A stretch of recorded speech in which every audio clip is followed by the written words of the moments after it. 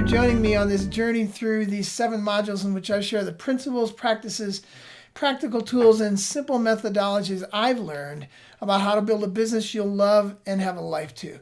I'm Chuck Blakeman, and this series of very practical talks and lessons are based on my first book, Making Money is Killing Your Business, the #1 rated business book of 2010. I'm genuinely excited, I really am, to walk with you through these many things I've learned in starting, building, and leading my businesses. I'm guessing you've joined me because you're starting, leading, or building one as well. And that alone makes me feel like I know you a little bit. I've had so many business owners tell me that they felt I was talking directly to them as they read Making Money. And I believe that's true because the things I've bled over in the trenches are the same things just about every business leader experiences when they start something as well. So let's jump in together. First, I want to be human together. We start every meeting this way in our company, and I'm going to start one that way with you.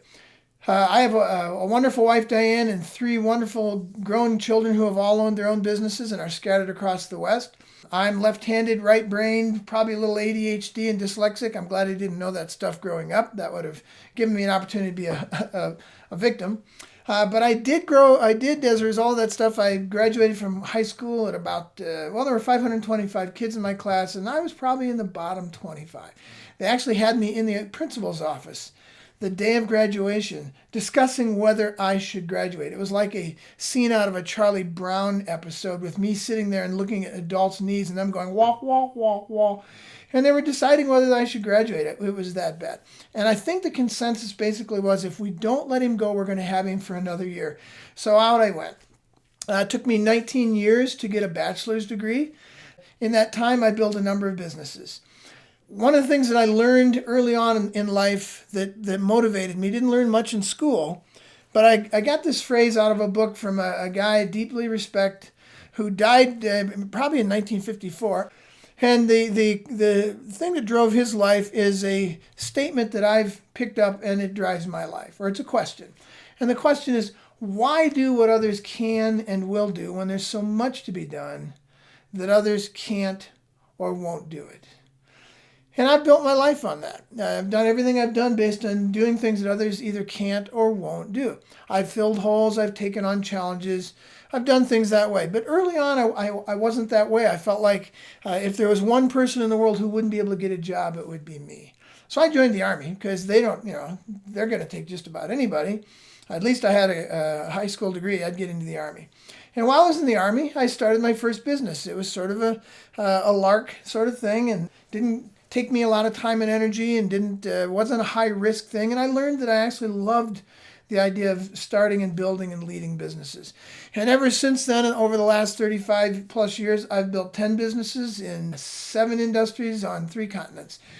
And it's been everything across the map. And I didn't know any of this stuff when I was starting, but that was basically my way of doing things. Others couldn't or wouldn't do these things, and in some cases they were doing them, but I felt like I could do them as well or better. Or in some cases, it was just fascinating to me to learn.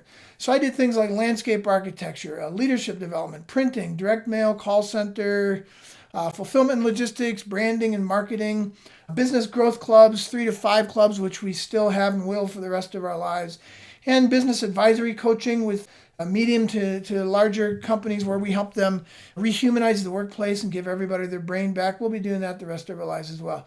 And then import-export. So I've done all of those things and probably a few more things I can't think of. And along the way, I wrote 2 books in the last 10 plus years.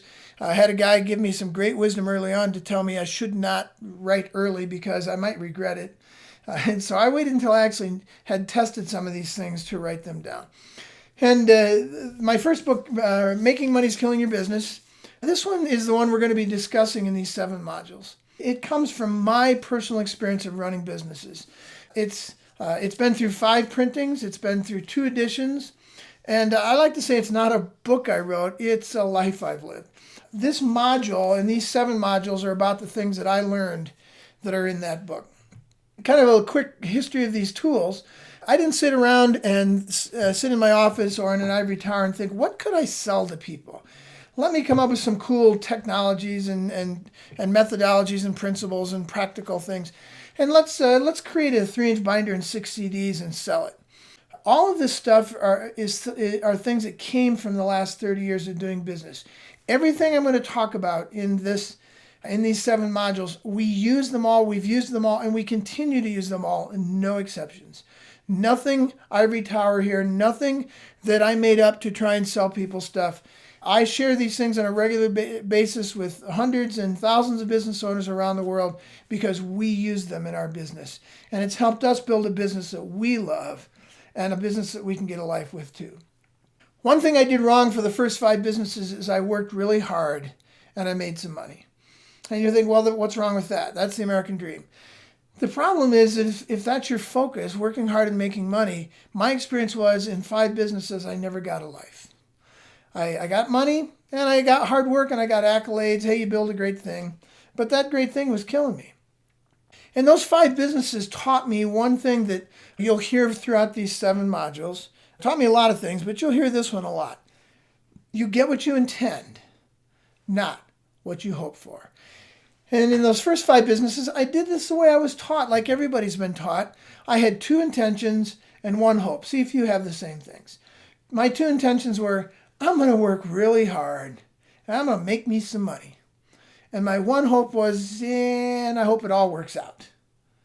And as I think about that, it was the dumbest thing, but it was the most common of things. It's what we're taught to do because the assumption is if you work hard and you make some money, it'll somehow all work out. But the problem is you get what you intend, not what you hope for.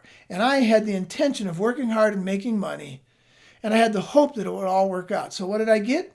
I got what I intended. Hard work and money. And in some cases, some money. In some cases, a lot of money. But I never got what I hoped for. I never got a personal life out of this stuff. So in the 6th business, I decided I'm not doing this again. I'm not building a business into which I become a hostage and a business that owns me. I'm going to own this business. I don't know how, but I'm no longer going to play this game. And I realized very quickly what the one thing was that was missing in the first 5 businesses. In the first 5 businesses, I intended to make money. In the 6th business, I intended to get a life. In order to do that, I intended to make money and time. This business, this 6th business, I don't know how it was going to do it, had no clue. But I knew that I was going to require that this 6th business produce both money and time. And I was going to be as manic about getting it to produce time as I was about getting it to produce money. And out of that came the big statement on the back of my book. We put stuff in big print because we want people to pay attention to it. Use your business to build your ideal lifestyle. Use your business to build your ideal lifestyle. I know for the first 5 businesses, my businesses used me. And we want to make sure that that doesn't happen to you. So we're going to do this differently. Let's intend to do something very different. You get what you intend, not what you hope for. So let's get going. I want to talk a little bit here in this first module, or the first lesson, just about the mindset and the idea around this, the concept of a business growing up. You know, most of us think that the purpose in business is to make money. Surprisingly, it's not. The business owner's purpose is to build a business that makes money, and that's radically different. I titled this book, Making Money is Killing Your Business, because we've been taught that if we just make money, we'll be happy. So let's focus on making money. But the reality is that people who focus on making money tend not to make a lot of it. And if you focus on building a business that makes money or something bigger than making money, you're much more likely to make a lot of it. So these 2 things are a world apart, making money and building a business that makes money. And almost every business owner I know and I work with is absolutely buried in trying to make money, which keeps them from ever making a lot of it. Give you an example of where this is coming from for me. Within a few weeks of the birth of our first child, Diane and I were already imagining and anticipating how cool it would be when he was all grown up and had graduated from college and was out on his own. We had these same conversations after the birth of all 3 kids. All 3 of them are now out on their own and running their own businesses and are just plain fun to be around. We look forward to an afternoon, holidays, and even vacation with them because we get as much as we give. And I don't know, maybe we're weird, but from the very beginning we thought of our kids not just as kids, but as adults in the making. We were very aware that at some point the great amount of personal time, emotion, and money invested in guiding them would eventually grow into more of a 2-way street. We intended that as adults, we could all invest in each other, help each other find significance with our lives, and simply enjoy each other for decades. And that's exactly what has happened. Here's the other side of this. I think our businesses should grow up too. Maybe that's why I see business differently than some people. I think business should grow up. I don't mean it would be nice if it happened.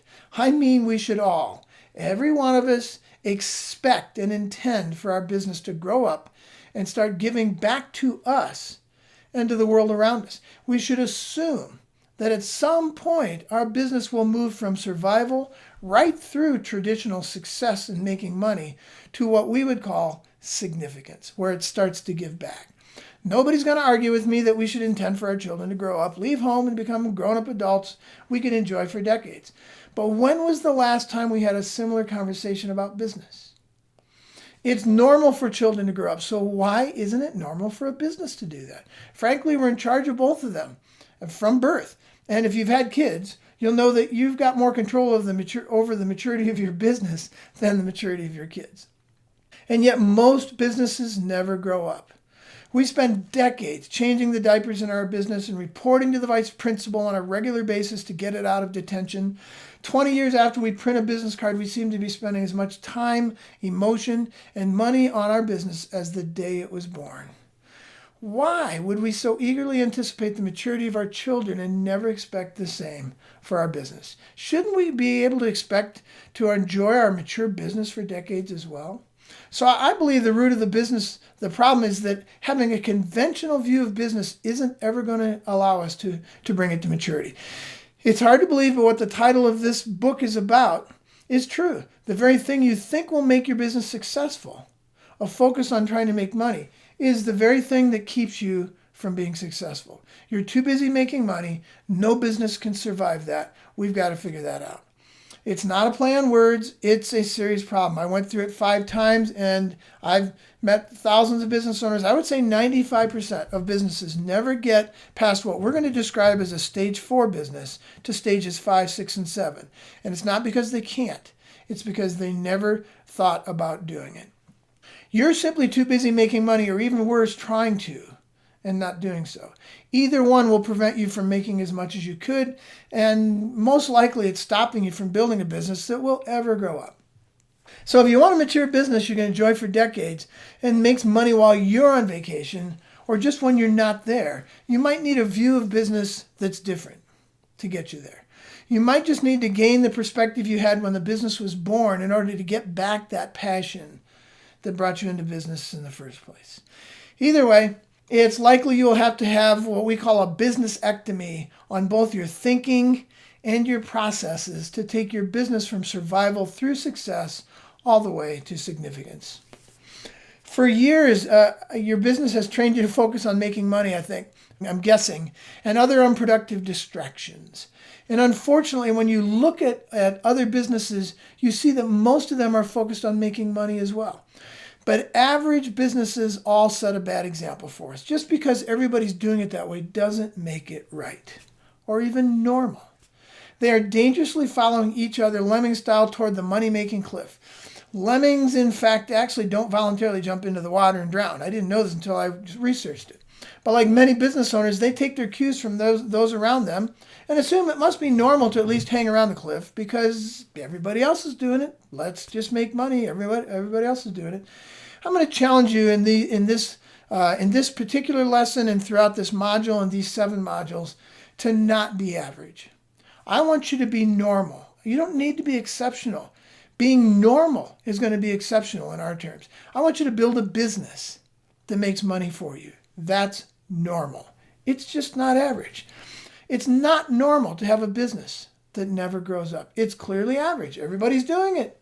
But it is definitely not normal. You know people who have businesses that have grown up. Let's be normal like them. We'll discover what it's like to do as we go through the other modules. But for now, you should understand that the few things you need to do to move from average to normal will probably cut deeply into your idea of how business is run. So let's start this business-ectomy, and let's let the healing begin. Leading into this next topic, I've got some questions for you, and I want you to do the worksheet as well. It's a very simple worksheet, and we're going to have one after each lesson. Here's some of the questions, and then there'll be some others in the worksheet yourself. But are you running an average business on the treadmill trying to make money? For my first 5 businesses, that's what I did. The more success I had, the faster the treadmill went. That's the only difference. It wasn't until this 6th business that I began to see the core reason why I was still on the treadmill. And in the next couple of years, I started calling it the tyranny of the urgent versus the priority of the important. 90% of the answer is asking the right question, and I finally had it. How do I solve the tension between the tyranny of the urgent and the priority of the important? Answering that question has changed my life and my business, and I trust it will change yours too. So let's get after that. In the next module, we're going to talk about tyranny of the urgent. Too often we think of this mindset stuff. I want to finish with this. That we think of this mindset stuff as woo-woo crap that distracts us from the real business of making money. Not true. I'm a capitalist. I'm a recovering John Wayne rugged individualist. And I've learned after 10 businesses in 7 industries on 3 continents, I've learned that my mindset to begin with is everything. Now, it's not the only thing. And if that's all you get, you don't have tools and methodologies to figure it out. You won't get any farther. But any decision we make and any improvement we will make as a result of this course will come first as an adjustment of our mindset. So let's talk about the tyranny of the urgent versus the priority of the important next, and let's figure that one out. I'll look forward to seeing you in that lesson. Thank you.